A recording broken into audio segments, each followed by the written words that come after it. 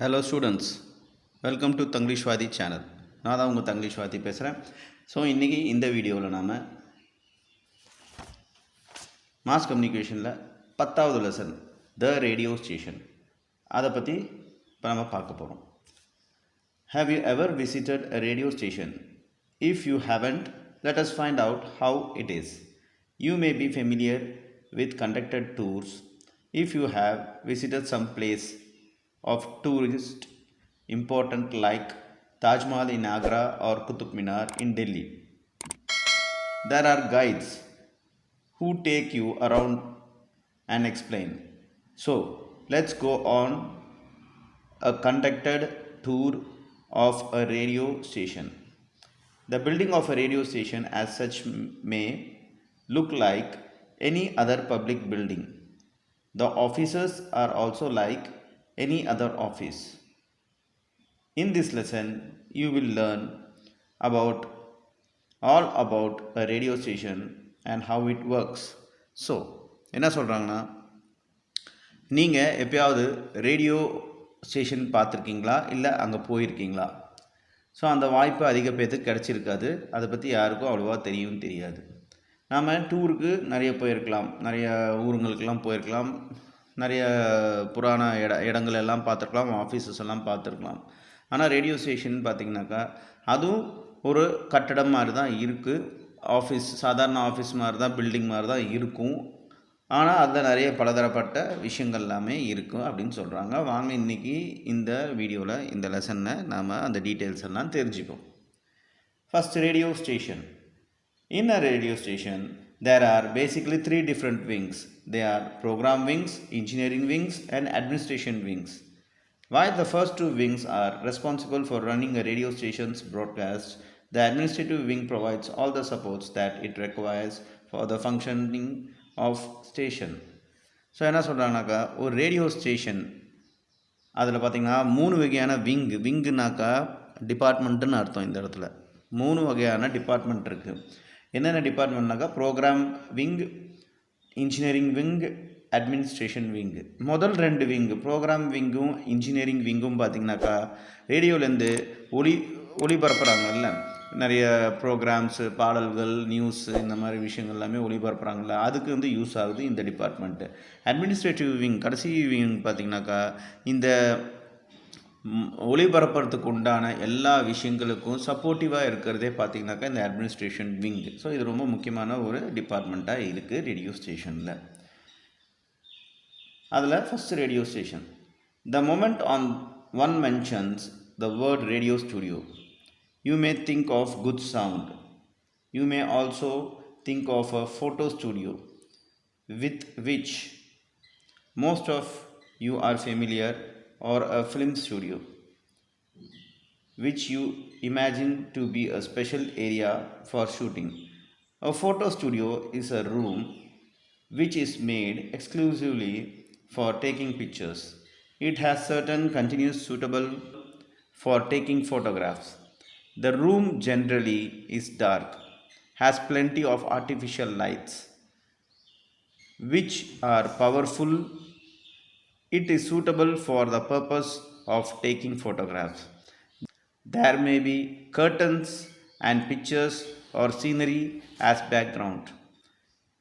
If you want to take a photograph for a passport or for any formal purpose, you go to a photo studio.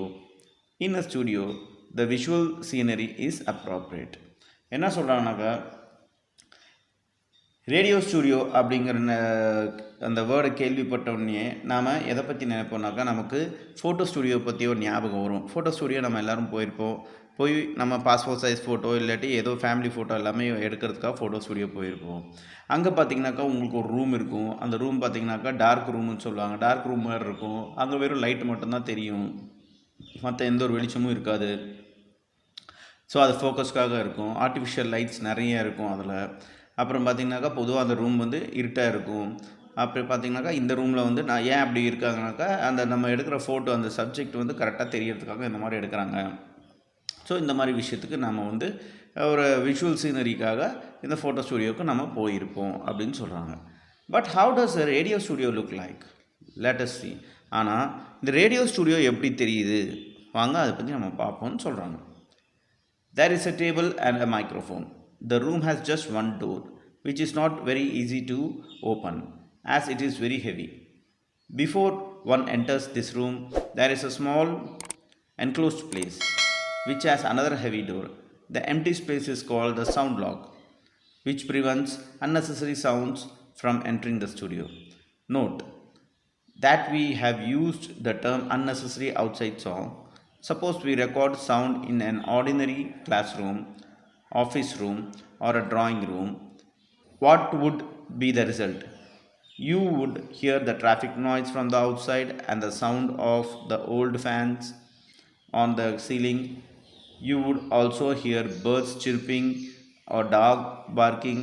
Suppose you tune into a favorite radio program and you listen to all that noise. That will be terrible. You would expect what you listen to a radio to be clear. என்ன சொல்கிறாங்கனாக்கா, சரி photo studio பற்றி நம்ம தெரிஞ்சிட்டோம். இப்போ radio studio எப்படி இருக்கும் அப்படிங்கனாக்கா, radio ஸ்டூடியோவில் பார்த்தீங்கன்னாக்கா ஒரு table இருக்கும், ஒரு மைக்ரோஃபோன் இருக்கும், அப்புறம் அந்த ரூமில் ஒரே ஒரு டோர் இருக்கும். அதுவும் அந்த டோர் பார்த்தீங்கன்னாக்கா ரொம்ப ஹெவியாக இருக்கும், ரொம்ப வெயிட்டாக இருக்கும். அது மட்டும் இல்லாமல் அந்த டோர் அந்த ரூம்குள்ளே நுழையிறதுக்கு முன்னாடி இன்னொரு சின்ன ஒரு டோர் இருக்கும். அதை தாண்டி தான் நம்ம வந்தாகணும். ஏன்னாக்கா அந்த ரூம் பேர் பார்த்தீங்கன்னாக்கா எம்டி ஸ்பேஸும்பாங்க. எம்டி ஸ்பேஸுங்கிறது எதுக்காகனாக்கா வெளியில் இருக்க அனாவசியமான சத்தங்கள் எல்லாமே ரெக்கார்டிங் தியேட்டருக்குள்ளே அந்த ரூம்குள்ளே வராமல் இருக்கிறதுக்காக. ஃபார் எக்ஸாம்பிள் இப்போ வந்து நான் ஒரு ரூமில் வந்து ரெக்கார்ட் பண்ணிகிட்டு இருக்கேன் இந்த வீடியோ வந்து நீங்கள் இந்த ஆடியோ நீங்கள் கேட்கும் போதே பார்த்தீங்கன்னாக்கா பின்னாடி பறவை சத்தம் மற்ற சத்தம் எல்லாமே கண்டிப்பாக கேட்கும். ஸோ இது ஏன்னாக்கா அந்த சவுண்ட் ரூம்குள்ளே நான் இல்லை, நான் வந்து சாதாரணமாக ஒரு ரூம்குள்ளே உட்காந்து பேசுறதுனால இதெல்லாமே உங்களுக்கு கேட்குது, எக்கோ கூட கேட்க வாய்ப்பு இருக்குது. ஆனால் இதுவே நான் வந்து ஒரு சவுண்ட் ரூம்குள்ளே ஸ்டூடியோக்குள்ளே உட்காந்து நான் வந்து ரெக்கார்ட் பண்ணேனாக்கா உங்களுக்கு கிறிஸ்டல் கிளியராக இருக்கும், எந்த ஒரு அன்னெசரி தேவையில்லாத நாய்ஸ் எதுவுமே வர வாய்ப்பு இல்லை. ஃபார் எக்ஸாம்பிள் நம்ம இன்றைக்கி ரேடியோ கேட்டிங்கன்னு வச்சுக்கோங்களேன், வெறும் பேசுகிறது மட்டும் தான் கேட்கும், க்ளீனாக கேட்கும், பேக்ரவுண்டில் இருக்க எந்த சத்தமும் கேட்காது. ஸோ இதெல்லாமே பார்த்திங்கனாக்கா அந்த ரேடியோ ஸ்டூடியோவோட ஒரு இம்பார்ட்டன்ஸ் அப்படின்னு சொல்கிறாங்க. A studio is so designed without any interference to ensure that outside noises are not recorded and you hear the voice of the speaker clearly. For this, besides the sound lock, heavy doors, you will find a ceiling of wall with perforated wooden panels. Of course, the studio is nice and cool with proper air conditioning. There will at least be 2 studios in a station. You have just learned about one of them. Now you will learn about the second one. This may be smaller in size with the small types of doors, walls and ceilings. Here you will find the announcer or the anchor person sitting on a revolving chair with a microphone in front of the table. There will be a computer, CD player, tape decks and a mixer. This is the actual broadcast studio from where presenter makes announcement. This may be called an announcer's booth or a transmission studio. So என்ன சொல்ல வராங்கனாக்கா, இப்போ நம்ம மேலே பார்த்துருக்கு பார்த்திங்கனாக்கா, இப்போ explain பண்ணது ஒரு வகையான ஸ்டூடியோ. ஆனால் ஒரு ரேடியோ ஸ்டேஷனில் 2 ஸ்டூடியோ இருக்கும். இப்போ செகண்ட் ஸ்டூடியோ பற்றி நம்ம பேச போகிறோம். அது என்னென்னா, செகண்ட் ஸ்டூடியோ பார்த்திங்கனாக்கா கொஞ்சம் சின்னதாக இருக்கும், ரூமு சின்னதாக இருக்கும். இதே மாதிரி சவுண்ட் ப்ரூஃப் இது ஸ்டூடியோவாக இருக்கும், ரூமாக இருக்கும். ஆனால் இங்கே பார்த்திங்கனாக்கா ஒரு அனௌன்சர் இருப்பார், அதாவது பேசுகிறவர் இருப்பார். எப்படின்னாக்கா நீங்கள் கேட்டிருக்கலாம், இப்போ நெக்ஸ்ட்டு பாடல் என்ன வரப்போகுது, நெக்ஸ்ட் ப்ரோக்ராம் என்ன போகுதுன்னு சொல்லிட்டு அனௌன்ஸ் பண்ணுவார்.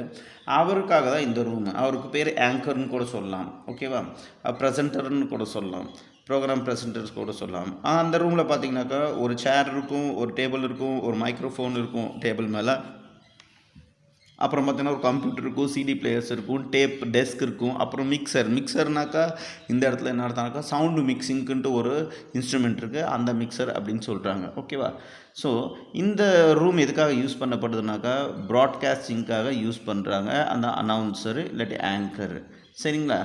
ஸோ இந்த ரூமுக்கு இன்னொரு பேர் இருக்குது, என்னென்னாக்கா அனௌன்சர் பூத்துன்னு சொல்லுவாங்க, இல்லாட்டி டிரான்ஸ்மிஷன் ஸ்டூடியோன்னு சொல்லுவாங்க. ஸோ இந்த டாப்பிக்கில் இன்றைக்கி இந்த வீடியோவில் இதோட போதும். இதில் பார்த்தீங்கன்னாக்கா இன்டெக்ஸ் கொஸ்டின் கொடுத்துருக்காங்க. அதில் நேம் த 3 டிஃப்ரெண்ட் விங்ஸ் இந்த ரேடியோ ஸ்டேஷன் சொல்லியிருக்காங்க. ஸோ நீங்களே ஈஸியாக கண்டுபிடிச்சிடலாம். இந்த ஆன்சர் நான் ஏற்கனவே சொல்லியிருக்கேன் உங்களுக்கு இந்த வீடியோவில். ஸோ அதுதான் நீங்கள் கண்டுபிடிச்சி நீங்கள் எழுதுங்க. What prevents outside sounds from entering the studio. அதாவது என்ன அர்த்தம்னாக்கா வெளி சத்தத்தை வந்து எது வந்து தடுக்குது ஸ்டூடியோவிலேருந்து அப்படின்னு சொல்லிட்டு கேட்குறாங்க. அதுக்கும் ஆன்சர் இருக்குது. ஸோ அது பார்த்து எழுதிக்கோங்க. What is the name of a studio from where announcement are made. Announce பண்ணுற ஸ்டூடியோவோட பேர் என்ன அப்படின்னு சொல்கிறாங்க. எந்த இடத்துலேருந்து அனௌன்ஸ் பண்ணுறாங்களோ அந்த இடத்தோட பேர் என்ன, அந்த ஸ்டூடியோட பேர் என்னன்னு சொல்கிறாங்க. அதுவும் நம்ம எக்ஸ்பிளைன் பண்ணியாச்சு. ஆன்சரை வந்து புக்கிலேருந்தே கண்டுபிடிச்சி எழுதுங்க ஒரு நோட்டில்.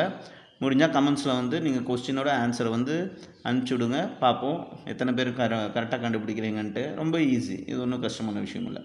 ஓகே ஸ்டூடெண்ட்ஸ், ஸோ இப்போ நம்ம நெக்ஸ்ட் வீடியோவில் நெக்ஸ்ட் ஒரு டாப்பிக்கில் நம்ம பார்ப்போம். Until then, good bye, all the best.